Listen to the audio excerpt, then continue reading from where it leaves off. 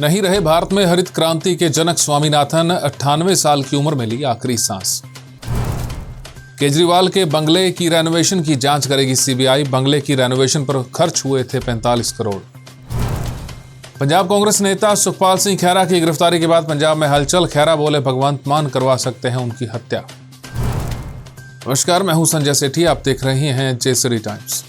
भारत में हरित क्रांति के जनक माने जाने वाले MS स्वामीनाथन का आज 98 साल की उम्र में निधन हो गया। उनके निधन से देश को अपूरणीय क्षति हुई है। पूरी दुनिया उन्हें भारत में हरित क्रांति के वास्तुकार के रूप में देखती है। उन्होंने देश के हर आम व्यक्ति के लिए हित का काम किया था। उन्होंने देश को खाद्यान्न के मामले में आत्मनिर्भर बनाया था।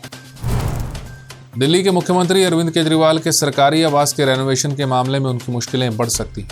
दरअसल मामले की जांच अब सीबीआई करेगी। सीबीआई ने प्राथमिक जांच शुरू कर दी है। इससे पहले उपराज्यपाल ने भी मुख्यमंत्री आवास के रेनोवेशन में हुए खर्च को नाजायज बताया था। इस मामले में सीबीआई ने दिल्ली सरकार से फाइल मांगी है। अवैध रूप से पाकिस्तान भागकर पहुंचे दिल्ली के एक शख्स मोहम्मद हसनैन और उनके बेटे इशाक अमीर ने भारत में धार्मिक उत्पीड़न के आरोप लगाए हैं। उन्होंने कहा कि भारत में मुस्लिमों को धार्मिक रूप से उत्पीड़ित किया जाता है। हालांकि वो शख्स भारत में पार्टी बनाकर चुनाव भी लड़ चुका है। ड्रग तस्करी से जुड़े मामले में गिरफ्तारी के बाद पंजाब के कांग्रेस विधायक सुखपाल सिंह खैरा का बयान आया है।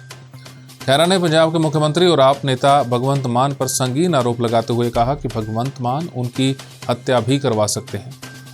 उन्होंने कहा कि ये बदले की राजनीति है। उन्होंने भगवंत मान को अपने खून का प्यासा तक कह दिया।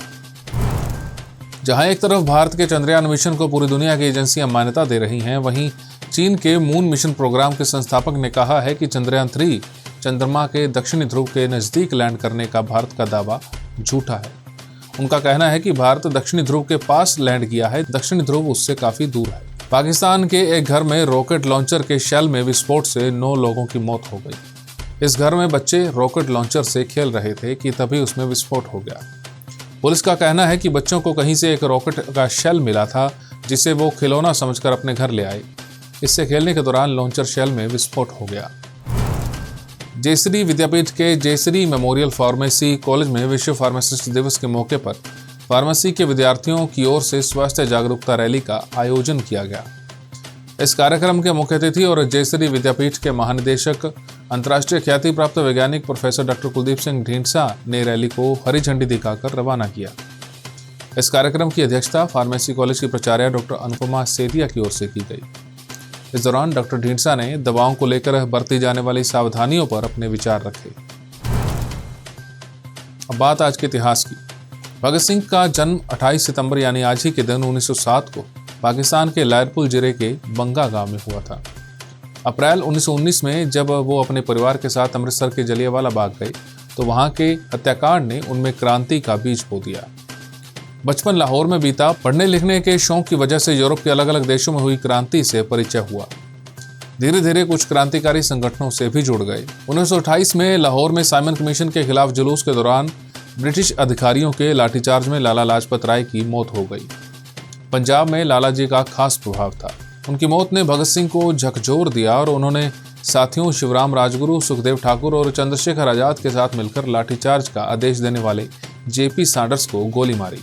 फिर ट्रेड डिस्प्यूट कानून के खिलाफ विरोध दर्शाने के लिए सेंट्रल लेजिस्लेटिव असेंबली में ऐसी जगह पर बम फेंका जहां कोई नहीं था। 7 अक्टूबर 1930 को भगत सिंह और उनके साथियों के साथ सजा सुनाई गई। 23 मार्च 1931 को भगत सिंह, राजगुरु और सुखदेव को फांसी पर चढ़ा दिया गया। हमारी इस खास पेशकश में फिलहाल इतना ही। देश और दुनिया की तमाम खबरों के लिए आप देखते रहिए जेसरी टाइम्स।